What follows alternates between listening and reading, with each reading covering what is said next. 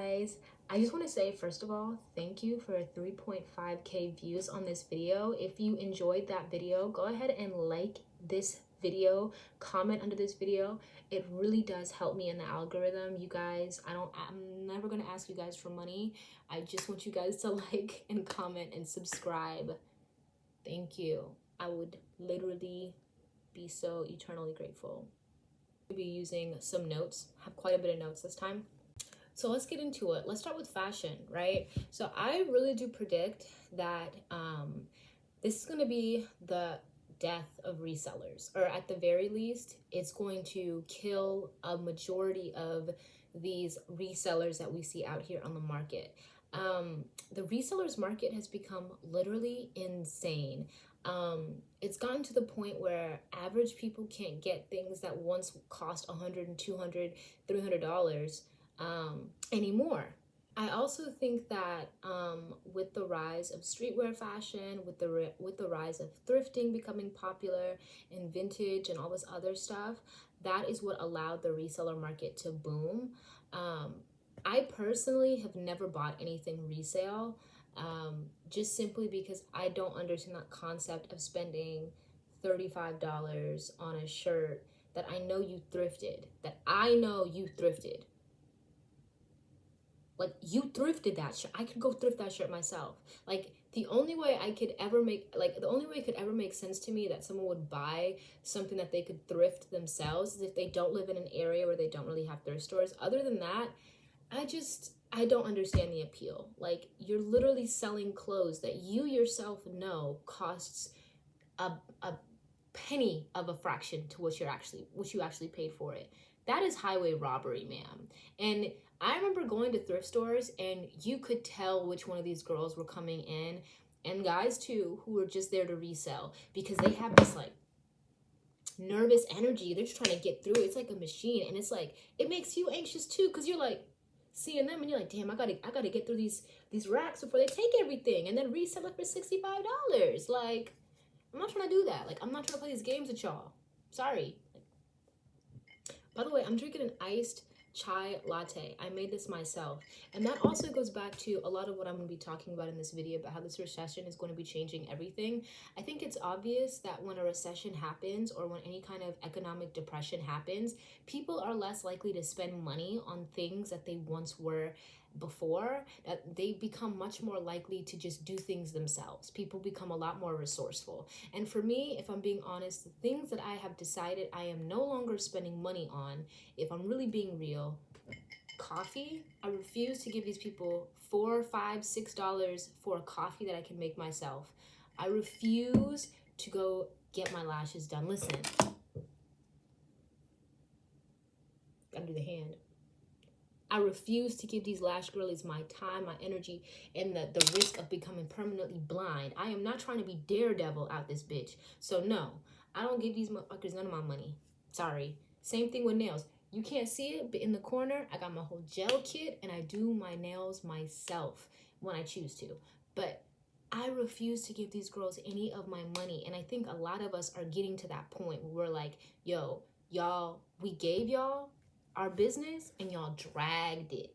The nail girls, the lash girls, the hair girls, the makeup girls, is up. It's over. Your time in the sun is done. I hope y'all saved y'all motherfucking coin, because if you didn't, it's about to be dark days for y'all. Because I'm telling you, I don't know about you, I've been talking to my friends and we're over it.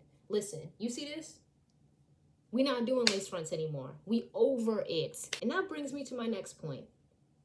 I think that this is going to be the rebirth of weaves and sew-ins and other styles where your hair is still partially out. I think that when lace fronts first came into the game, they were promoted, at least to me, when I first entered the game, I was promoted lace fronts like it was an alternative to doing your own hair, in the sense that it could protect your hair. So if you didn't want to do like bright pink hair on your own hair and damage it, you could just wear a wig and try that. Like, that was the way it was presented to me. But over time, I think I kind of got lost in the sauce. And I don't know about y'all, but I'm gonna be real, I kind of got lost in the sauce, and it got to the point where I was just kind of like wearing wigs all the time because it was just more convenient. But then I realized that shit was not, first of all, it's not healthy to be wearing a wig on your head 90% of the time. That's number one. Number two, I actually miss the feeling of my hair, like the wind blowing through my scalp, which is why I think, like, this is a sew-in. Like, my hair's out in the front, but this is a sew-in. This is a curly sew-in in the back. So I just realized I don't want to just be wearing like somebody's hair on my head all the damn time, where it's not getting any air flow. Like, and not to mention, these hair girlies have gotten way too out of pocket with their prices. I will tell this story to anybody who will listen. I once, one time, before I went on a trip to Puerto Rico with my boyfriend. And before we went, I wanted to get my hair done. So I was like, ooh, I'm gonna do this 613 look, yada, yada, yada. It's gonna be a cute 613 body wave. It's gonna be a moment.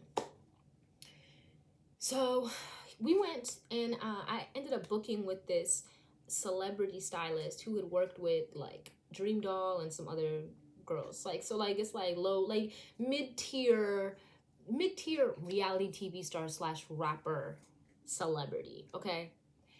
She was charging a squeeze-in fee because I needed it last minute, a toning fee because I needed the hair toned, a plucking fee, which I thought was already included. All of this, it came out to almost $700. Okay? It came out to almost $700. But you would never guess that from the location that I pulled up to. When I tell you, mind you, at the time, I had never spent much time in New York. I had not even lived there yet. I was still doing a long distance thing with my boyfriend. But I went to get my hair done out there because our flight was flying out from New York. So we were like, I'm going to get my hair done out here, and then I'm going to fly straight out, right? The address, when I told my boyfriend where I was going, he was like, let me just come with you because that don't sound right. And I said, okay. So we get there. It was a literal project building. I'm not exaggerating or stressing. It was I got my $600 hair done from a celebrity hairstylist in the middle of a project. I couldn't even use the elevator. Didn't work. The stairs smelled like straight piss. My boyfriend was terrified to leave me there, so he stood outside for about 2.5 hours like the bodyguard. It was not a pleasant experience. I was stunned that she could even ask me for a tip when she didn't even have toilet paper for me to wipe my ass with. Ma'am, I wipe my ass with your tip. I don't know what you want me to tell you here. So, yeah. I think people are really fed up with these girls. I'm fed up. And I think that these women have gotten to a point where they know that they can charge a certain price because they know that most women are kind of dependent on wigs at this point. And I think as more women decide to step back and decide to do their own hair or embrace their own hair more, things are going to begin to change. And I don't think that these lace front girlies are really prepared for that. I mean, just think about it. Like, I want to go through some of the points I have in the notes about this. A lot of people got sew-ins as an alternative to, a lot of people got wigs as an alternative to sew-ins because at the time, sew-ins were like the bad bitch standard. You know what I'm saying? Like, and not to mention, sew-ins for a while were like the standard, but eventually kind of phased out of the standard because there was a lot of tension that you were putting on your head, having something sewn into your braids all the time. So people were getting traction alopecia and all this other stuff. And then not to mention, people were getting heat damage. Because if you're wearing, a sew-in that's like straight and your hair is not naturally straight, the parts that you leave out, you got to keep straightening it to make it match and blend, right?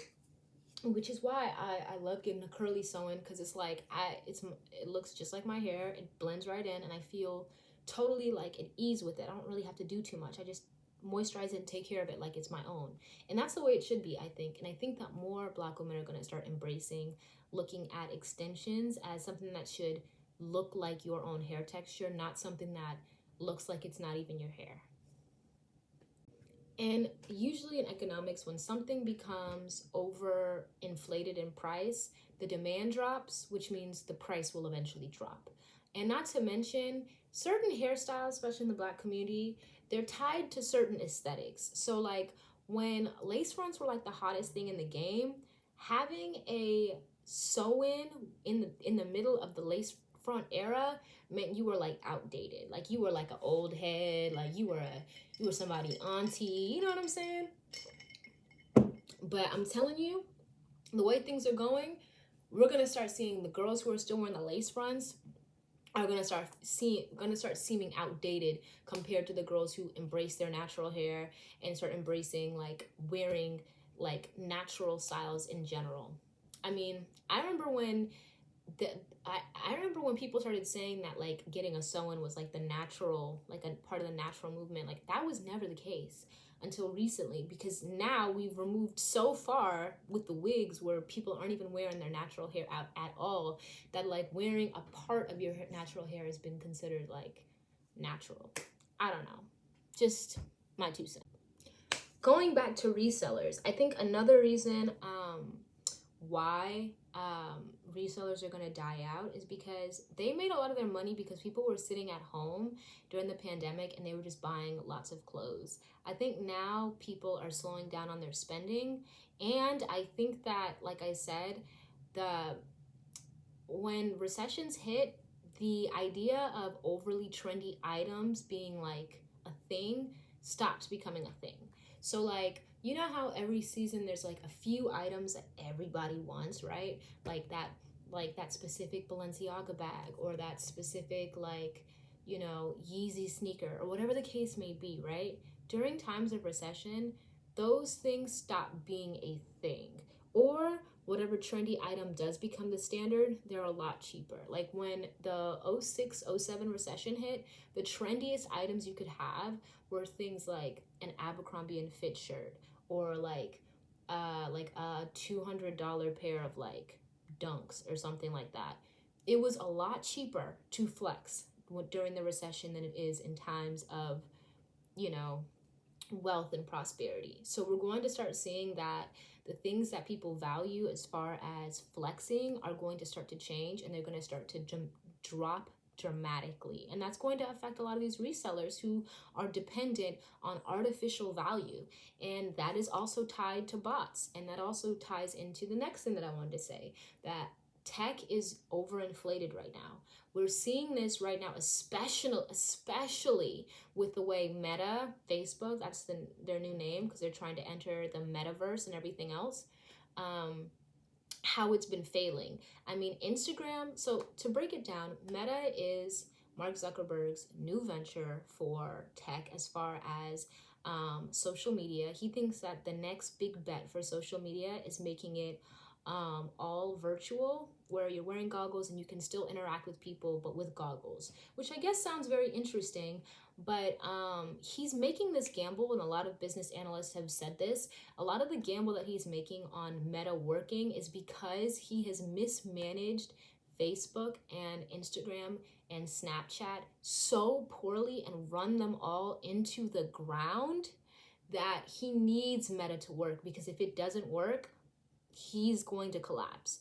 And I know it sounds crazy to imagine Facebook collapsing, but it happens all the time. Big companies like IBM, Enron, these were all huge companies in the 80s. Like the idea of them ever becoming, you know, defunct or getting bought out by another company or corroding never ever crossed anyone's minds. And that is exactly where Facebook is at right now. And I mean, think about it. Think about the fact that Kim Kardashian, Kylie Jenner, and all these people had to literally come out and say, yo, I am sick of the way y'all are running these apps. Because just think about that for a second, okay? Instagram is an app where you and me as the average person are constantly being fed just ads and shit, and like explore pages full of influencers. So think about that. If the biggest influencers in the world, Kylie Jenner and Kim Kardashian, are literally going, yo, I don't like the way this app is running, something is wrong, okay? Because if people who are actual influencers who benefit from this app are still saying, yo, I'm not fucking with this right now, y'all are not doing your job then. Somebody is not doing their job. So I'm interested to see where these things are going to be, where these things are going to go, because Instagram is one of the strongest pillars of Facebook. It's Instagram, Facebook, and then Meta. That's the whole system, and then a bunch of other systems like Oracle and everything else. But these are the two main apps that are really holding Meta or Facebook together. And Instagram is collapsing and Facebook is collapsing because of all of the political destabilization they have done by spreading misinformation all across Facebook. That's why your auntie and your uncles and your grandmas all get indoctrinated into all kinds of nonsense, because Facebook has terrible policies and they do not care. Not to mention all the data mining they're doing. I'm telling you, it's up for Facebook. And what we're going to see is there's going to be a rebirth in social media. I think people are really looking for it. I mean, we're already kind of seeing it with apps like Be Real and Daylight. And if you're not sure what they are, so Be Real is an app where you can only follow people whose phone numbers you have. If you don't have their phone number, you can't see what they're doing. And you can only post photos by physically taking a picture and posting it. You can't like post any pictures that are just in your camera roll, meaning you can't post anything that's been edited. So it's supposed to give you a much more organic and real experience of what that person's life is actually like. Not to mention, you can't like anything. You just physically see it and that's it. It's an interesting concept. I don't know if it's really for me, simply because I only get to see what you're doing 4 minutes out of the day, and it's like a random picture. Like, I don't know. It's just not for me. But I do like the idea of Daylight, because Daylight is supposed to be this app where you can follow people just like Instagram and everything else does. But the good news is that you don't see anyone's follower count and you don't see anyone's like count. So it's literally just, you just post whatever you want. People can like it if they want. You can see who likes your stuff. You just can't see the amount. I guess you could physically count it, but it won't matter because no one's going to check. But I think what I'm trying to say is, so long-winded. What I'm trying to say is that these are both apps that are designed to kind of market towards an audience that is definitely existing among, you know, most of us, where we're getting tired of the fake shit on social media, and we're getting tired of the inauthenticity of influencer culture and all this other stuff.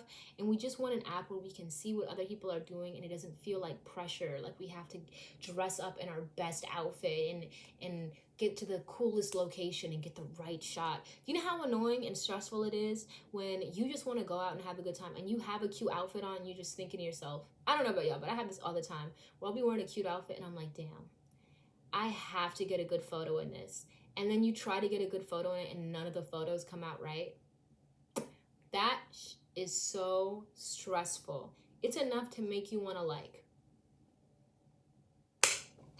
And then, like, if you don't have a good, like, if you don't, like, it's gotten to the point where if I'm not going to be out with someone that I know can take a good photo of me, I'm not dressing up in a new outfit. I'm going to wear one of these recycled outfits that still eat, but that's what I'm wearing, because I can't do this. The stress will eat my stomach alive. So, yeah, that's the next one. I mean, I think that Instagram has become an app of envy. The algorithm is not the only problem. I've noticed that my engagement has dropped dramatically and other people have said the same. And I don't think it's just because of the algorithm. I think people are pickier now about whose content they choose to engage with. I think that people are willing, especially with people that they know, I think that people now know the value of a like and a comment on someone else's page. And what I mean by that is people are not willing to give other people free engagement anymore because they don't want them to blow up or gain any influence or be able to monetize their account. So they will watch your shit, not like it, not comment, but sit there and watch your shit. Ghost followers, that's what I call them, ghost followers. They sit there, they know what's going on in your life, they don't want to root for you, but they also don't want to not know what you're doing, so they won't unfollow you. It's weird. Instagram is a breeding ground for this kind of behavior. It's gotten to the point where I don't even like posting my W's on that app anymore because people are such haters on that app. Like, I feel the hating energy. I feel it. Like, you know how you will be like, yeah, I be posting on Instagram and then I delete it immediately after? Yeah, that's that hater energy that you're feeling, sis. What you're feeling is people being haters. I do not blame y'all. I don't like posting on there either. It's weird. It gives me the ick now. It never used to be like that. I remember when I first joined Instagram in high school, I was posting the goofiest stuff. I think my first picture was a picture of my class ring with like a Valencia filter on it. But like, I thought it ate, and it got 30 likes or something like that. And I was very excited about those 30 likes, because at that point, likes did not have any numerical value, meaning you couldn't make money off of how many likes you had yet. So people were much more willing to give those out freely. But nowadays, oh, honey,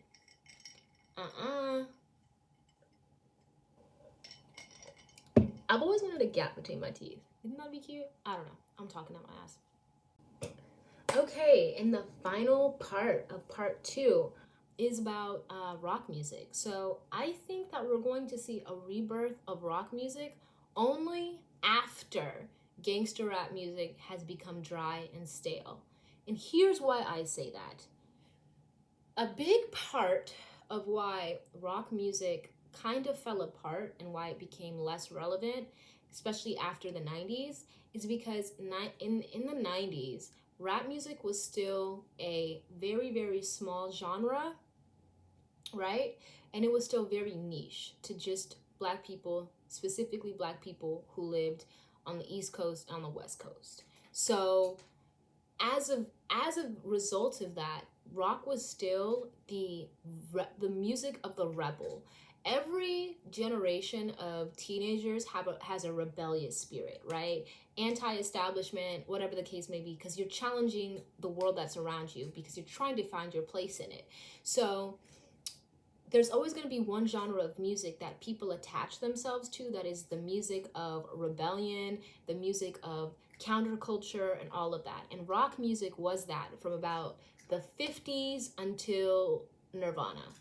After Nirvana died and grunge music died, and a lot of people died from the grunge music era from suicides and all kinds of really depressing stuff, people realized that there were consequences of living this kinds of lifestyle and perpetuating this kind of music and culture, and it just became kind of uncool. And then that era of rock died, and then you enter the 2000s rock, and it becomes very pop rock, right? Maroon 5, Goo Goo Dolls,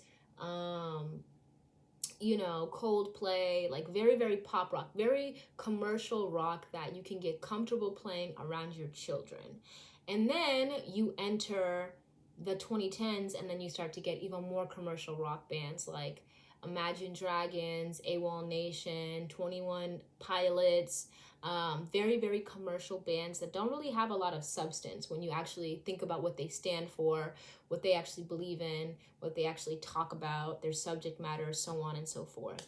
But interestingly enough, that also led to the rise of underground rock music, like indie music, that followed after Nirvana. Because you also have to remember, after Nirvana, record labels stopped signing record bands. Like, they stopped signing rock bands, like huge rock bands. They stopped doing it because of what happened with Nirvana, and not to mention they just weren't profitable anymore. By the 2000s, rap had already started to outpace rock, not only in commercial sales, but in attracting young people. Because once again, rap had basically replaced rock music as the spirit of rebellion for teenagers. Because when you have a whole genre of music that talks about people killing each other, talking about selling drugs, talking about all kinds of crazy situations, it's really hard to top that as a rock star when you're talking about trashing hotel rooms and sleeping with a lot of women and drinking and doing drugs, when the people down the block are talking about doing way harder stuff. So eventually rock kind of faded out, and that is also when we started to see the birth of like rap rock bands like Rage Against the Machine, Red Hot Chili Peppers. I could probably think of more, but I can't think of any more off the top of my head. But Linkin Park, so new metal, right? So that whole wave. And my whole point is, with indie rock, because so many record labels refused to sign any rock bands that weren't either a mixture of another genre that was already popular, like pop or rap or metal. These bands just stayed underground and they got signed to smaller record labels like Sub Pop, and Sub Pop was a pretty major one. They I mean, I followed them a lot because that was where I would find a lot of my bands, my favorite bands, and that's what we led to the garage rock revival of the early 2000s, where we start to see bands like the Strokes, the Yeah Yeah Yeahs, the White Stripes, the Black Keys, like that whole wave, right? So that whole wave is going on, and um, none of those bands ever made it to huge commercial success. They were all, pretty successful in the underground scene, but they never made it past that.